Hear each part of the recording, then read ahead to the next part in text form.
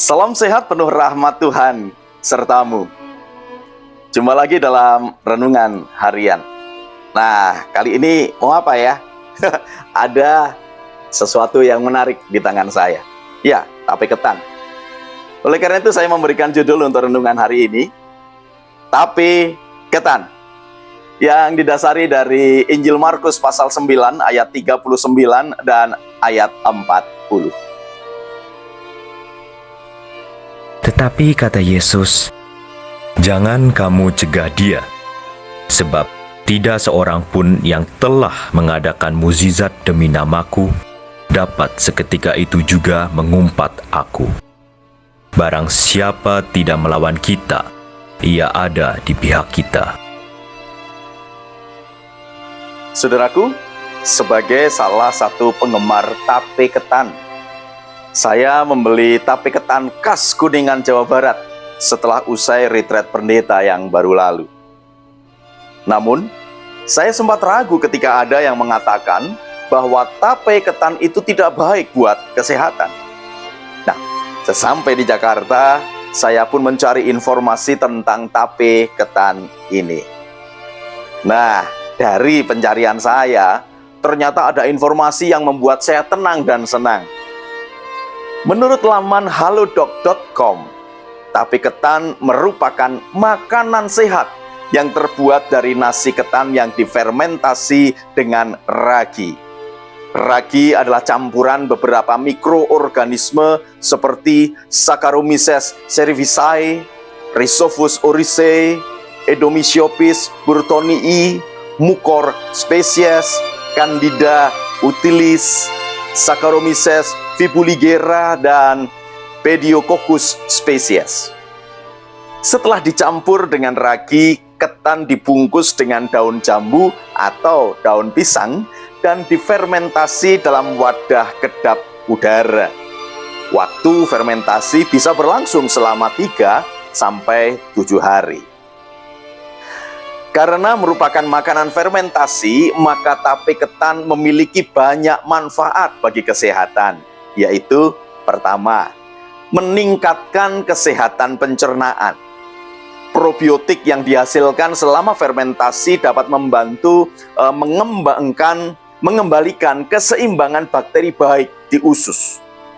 Ini juga dapat meringankan beberapa masalah pencernaan, misalnya gejala sindrom iritasi usus besar, diare, dan lain-lain.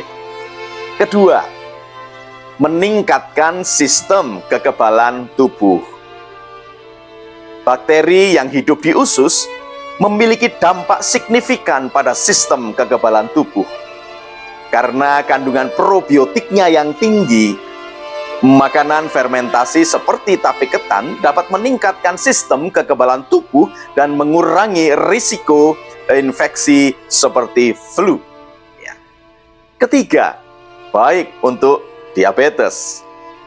Tape ketan hitam memiliki manfaat antioksidan yang luar biasa.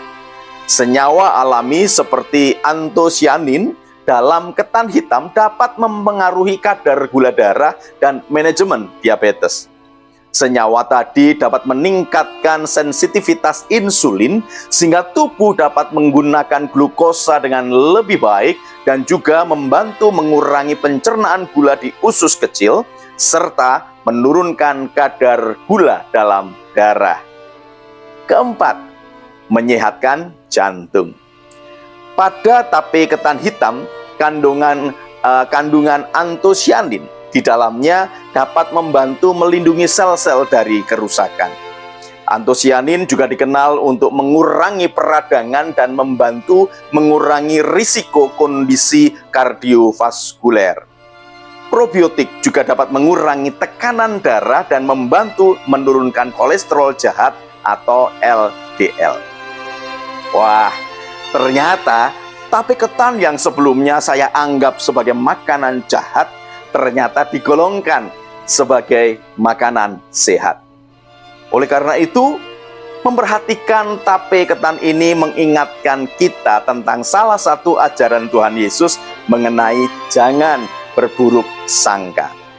Ajaran ini disampaikan ketika suatu kali ada seseorang yang bukan pengikut Tuhan Yesus, namun mengusir setan dalam nama Tuhan Yesus. Para murid yang melihat hal itu segera melaporkannya kepada Tuhan Yesus. Dan inilah respon Tuhan Yesus.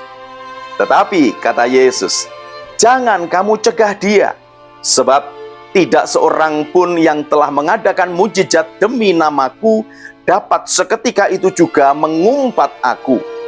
Barang siapa tidak melawan kita, ia ada di pihak kita. Tuhan Yesus mendidik agar kita tidak berburuk sangka. Secara tidak langsung Tuhan mau mengatakan bahwa jika orang yang tidak menjadi pengikutnya percaya bahwa ada kuasa dalam nama Yesus, maka kita yang percaya mesti lebih percaya lagi. Selain itu, Tuhan Yesus mengatakan bahwa barang siapa tidak memusuhi kita, maka dia adalah kawan kita.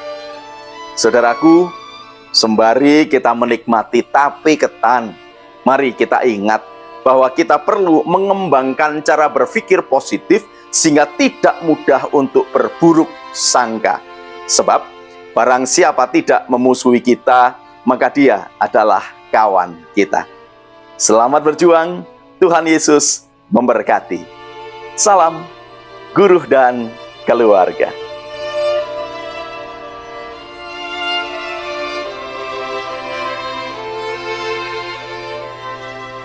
Saudaraku, mari kita berdoa. Ya Tuhan, di tengah-tengah kecenderungan kami untuk berpikir negatif, tolonglah agar kami dapat mengembangkan cara pandang positif, sehingga kami tidak mudah untuk berburuk sangka. Kiranya Roh Kudus menolong kami untuk mewujudkannya. Terima kasih Tuhan Yesus. Amin.